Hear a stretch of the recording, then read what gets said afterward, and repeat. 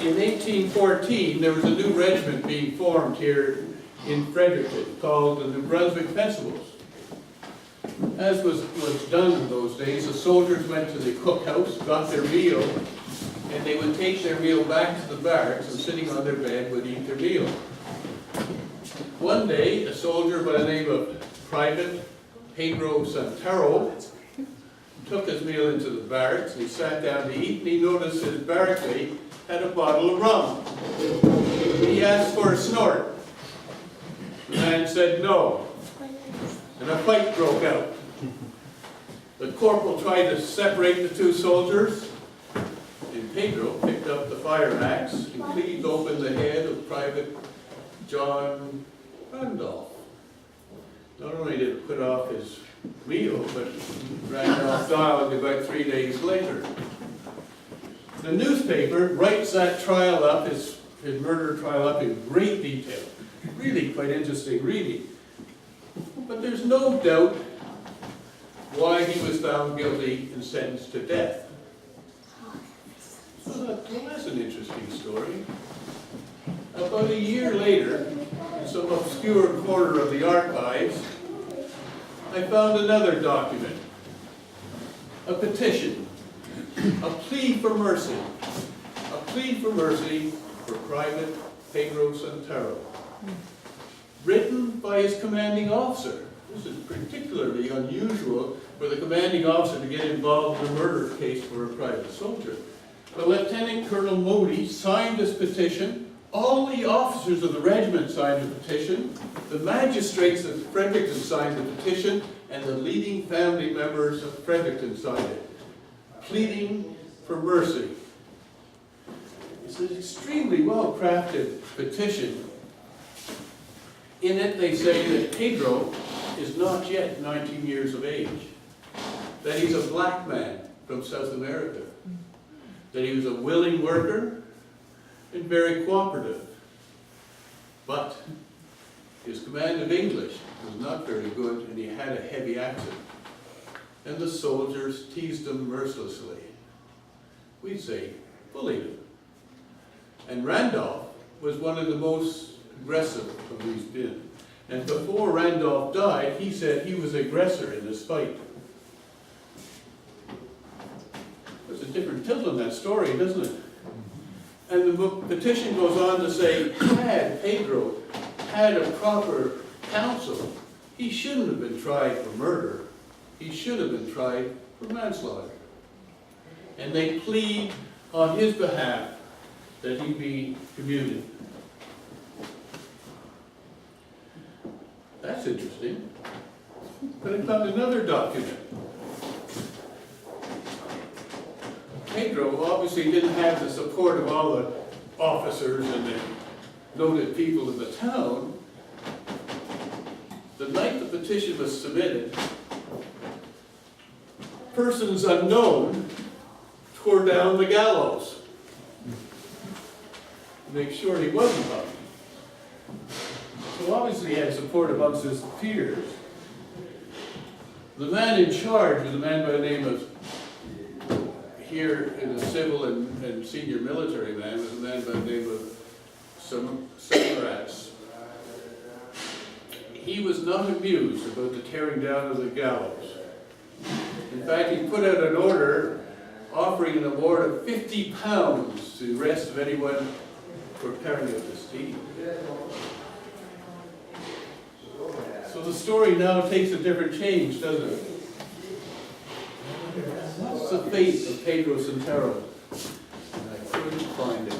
The archives folks got involved and helped me, and boy, we looked high and far. Finally, one day when Sharon and I were having tea, the phone rang from the archives. They had a document that they thought I'd be interested in. It was an invoice from the Sheriff of Fredericton for £34, 17 shillings. The cost of rebuilding the gallows and hanging Pedro.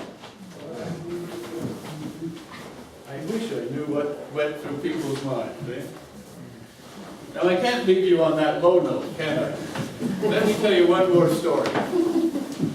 The story of a lady by the name of Griselle MacArthur, wife of Sergeant Charles Duncan of the 104th Regiment. 104th Regiment was formed here in Fredericton, and the regiment was recruited within British North America. And the 104th had an unusually large number of married men and wives in the regiment. Usually a British regiment had about 6, and the wives and children of the American men lived in the barracks with the soldiers. But when you had a large number, that didn't work. So what they did, these married men of the 104th, they squatted on some public land here in Fredericton, and there they built some huts. These huts grew because they were there almost 10 years. So they were quite large, quite a large number, and unsightly. When the 104th walked off into the winter's night in February 1813, the wives and children stayed behind. The order was issued that next spring, to use a military term, heavy baggage wives and children would go by sea to Quebec City. And duly the order was passed in garrison's orders, saying when they were to be embarked, when the ships were here, what they could do. And Smyth, who was the senior man here at the time, also added the note that the wives living on this public land were not to dispose of their huts, because they were unsightly, and he intended to have them removed. That public land exists today in Fredericton. It's called the Green. And so the day arrived. The brigade major, a man by the name of Lieutenant Colonel Harris Hales, was given the order to embark the heavy baggage women and children, but things didn't work out well. One of the wives, Griselle MacArthur, said no bloody way was she leaving until she disposed of her private property. She wasn't going at all. She described her house or her hut as a long hut with one roof, chimney divided by 2 rooms full of personal effects. She wasn't going to leave until she could dispose of it. Poor old Colonel Hales tried to convince her. No way. The report said she spoke improperly to the colonel. I bet you no doubt that she turned the world to the air blue. She argued she wouldn't have none of it. Finally, the good colonel lost his patience, ordered a couple of soldiers to pick her up and carry on board ship. Now, Griselle MacArthur was not a lady to lie down and take it like that. When she got to Quebec City, she paraded herself to the senior man in British North America, Lieutenant Colonel Prevost, and pleaded her case. I don't think she used improper language in that particular case, but she convinced him, and he ordered a formal military court of inquiry into the case. Duly sat here in Fredericton, under the command of Lieutenant Colonel Joseph Gubbins, and Gubbins, or the court, decided that this poor woman, quote, had been extremely and unnecessarily harshly treated. And Colonel Hales was ordered to reimburse her. Hales was totally hurt.